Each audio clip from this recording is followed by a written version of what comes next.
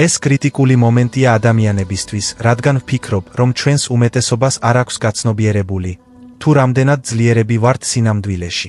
ამ სფეროში, კვანტურ სფეროში არ არსებობს გამიჯვნა. არაფერია ფიზიკური, არაფერი მატერიალური, საერთოდ არ არსებობს მატერია.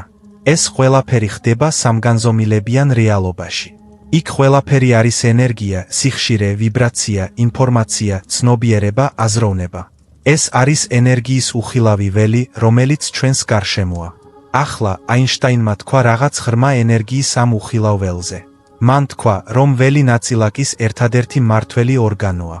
მან არ თქვა, რომ ნაწილაკი აკონტროლებს ნაწილაკს. მან თქვა, რომ ველი აკონტროლებს ნაწილაკს. ასე რომ, თუ შემიძლია შევცვალო ინფორმაცია ველში, უნდა შევძლო ნაწილაკზე, თავად მატერიაზე გავლენის მოხდენა. აი, რა აღმოჩნდა სიმართლე.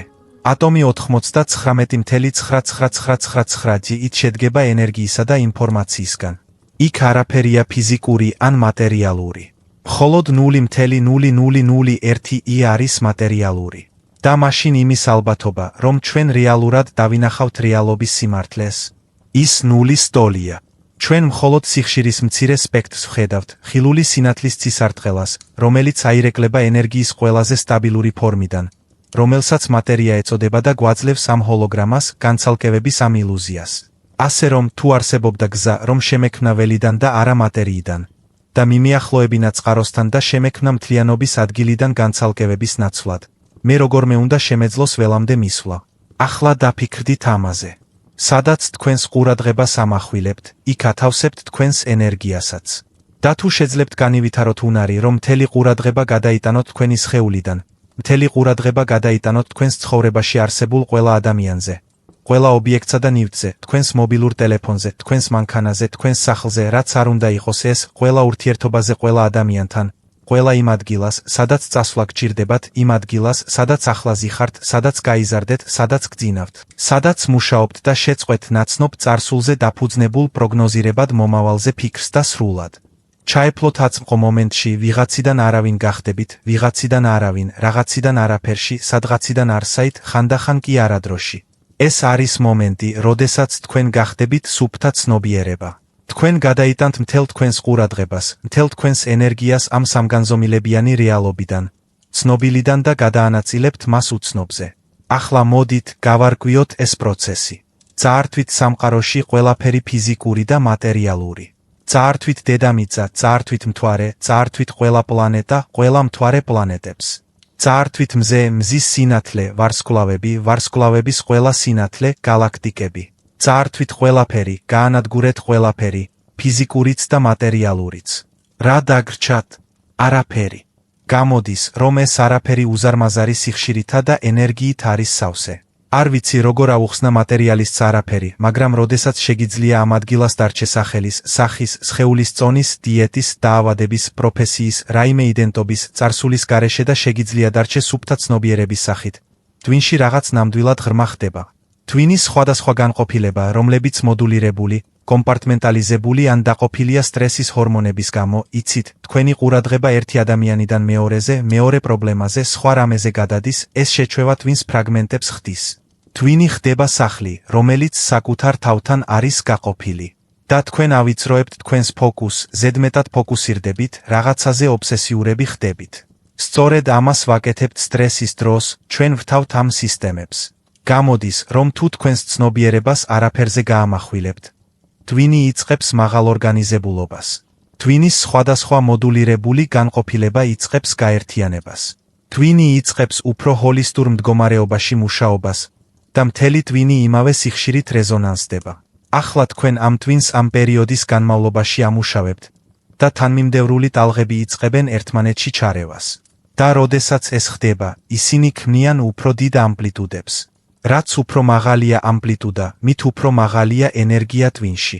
ასე რომ, ახლა თქვენ გაქვთ რეზონანსი Twinში და Twini იწყებს ძალიან მათემატიკურ, ძალიან ორგანიზებულ ხასიათს. ეს თანმიმდევრული Twini, მთელი Twini, ფუნქციონირებს როგორც ერთი ნევროლოგიური ქსელი. ორი ნახევარსფერო ერთიანდება და არსებობს ერთგვარი ფსიქიკური კავშირი, რომელსაც მთლიანობა ეწოდება.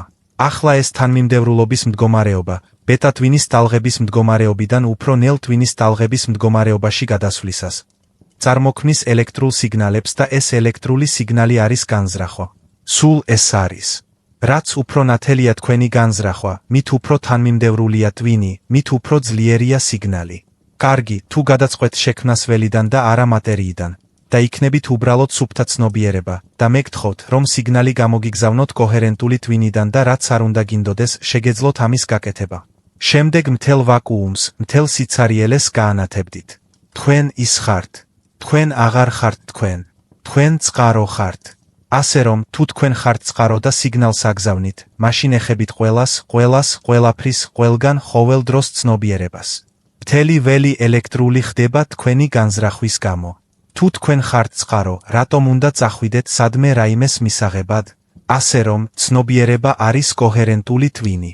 შემდეგ გულის ენერგია სიყვარულია, ხოლო სუფთა სიყვარული წყაროა. ასე რომ, თუ მეგთხოვთ, შეიყვაროთ ეს მომავალი და გთხოვთ, გულის მაგნიტური ველით მომავალი თქვენსკენ მიიზიდოთ, გული წარმოქმნის 3 მეტრამდე სიგანის მაგნიტურ ველს. ეს შესწავლილია, ეს დოკუმენტირებულია. ახლა სიყვარული არის წებო, რომელიც ატომს აკავშირებს. თუ მე მივიღებ თანმიმდევრულ გულს, რაც უფრო თანმიმდევრულია ჩემი გული, რაც უფრო მეტი ენერგია მაქვს გულში, მით უფრო მეტად შემიძლია ჩემი მომავლის მიზიდვა. ასე რომ, თქვენ აგზავნით სიგნალს, თქვენ იზიდავთ გამოცდილებას და ახლა არსად მიდიხართ არაფრის მისაღებად. როდესაც ვიბრაციული შესაბამისობაა თქვენს ენერგიასა და კვანტურ ველში არსებულ გარკვეულ პოტენციალს შორის და როდესაც შესაბამისობაა, თქვენ იწყებთ ამ სინქრონულობის დანახვას. თქვენ სინქრონიზაციას უკეთებთ თქვენს ენერგიას ამ შესაძლებლობასთან და იწყებთ დამთხვევების, სინქრონულობისა და შესაძლებლობების დანახვას. აქ მე არ ვსაუბრობ პარკირების ადგილზე. ეს კრიტიკული მომენტია ადამიანებისთვის, რადგან ვფიქრობ, რომ ადამიანები ვერ აცნობიერებენ, თუ რამდენად ძლიერები არიან სინამდვილეში. როდესაც ეს მოვლენა ხდება მათ ცხოვრებაში, ისინი გაიხსენებენ ყველა მოღალატეს, ყველაფერს, რაც მათ წარსულში მოხდა და აღარ აინტერესებთ. სწორედ ამ მომენტში მათი წარსული აღარ არსებობს, რადგან ისინი საკუთარ თავს უმტკიცებენ იმას, რაც თანდაყოლილად უკვე იციან, რაც შესაძლოა დავიწყებული ჰქონდეთ, კერძოდ, რომ ისინი არიან თავიანთი ცხოვრების შემოქმედნი.